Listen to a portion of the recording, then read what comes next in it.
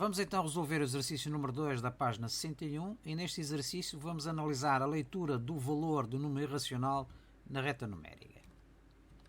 O enunciado diz-nos então o seguinte: indica qual é o número representado por A na figura seguinte. Temos aqui o eixo das abscissas, a origem dos eixos, ponto 0, e temos o ponto A à esquerda do ponto de abscissa igual a menos 3. Analisando então a construção, conseguimos visualizar a construção de um triângulo retângulo com um cateto menor igual a 1 unidade de comprimento e o cateto maior igual a 3 unidades de comprimento. Portanto, aqui 1, 2, 3 unidades de comprimento. Significa então que, aplicando o teorema de Pitágoras, podemos calcular a medida da hipotenusa. Será então h ao quadrado é igual a 1 ao quadrado mais 3 ao quadrado, ou seja, h ao quadrado é igual a 10, onde h é igual a raiz quadrada de 10 unidades de comprimento.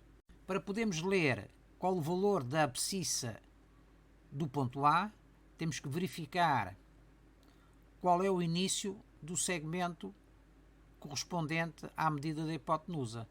Sabemos então que o arco descrito aqui e cuja interseção com o eixo do X é o ponto A, inicia na origem dos eixos. Significa então que ao número real 0, nós estamos a subtrair um determinado comprimento esse que é igual a raiz quadrada de 10. Portanto, teremos então 0 menos raiz quadrada de 10 é igual a menos raiz quadrada de 10. É evidente que neste caso concreto nós podemos visualizar com facilidade a medida da abscissa do ponto A. Porquê?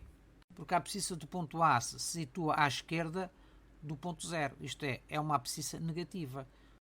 Significa então que neste caso, ao número 0, nós estamos a subtrair o valor correspondente à medida da hipotenusa do nosso triângulo retângulo, de catetos com medidas 1 e 3. Visualizamos aqui a construção em termos de GeoGebra. Nós construímos o triângulo retângulo para a esquerda, cateto 1, cateto 3, mas se tivéssemos construído o triângulo para a direita, seria a mesma coisa. Cateto 1, cateto 3, significa que a hipotenusa seria definida por este ponto, que é a origem dos eixos, e por este ponto, que é o ponto simétrico do ponto C.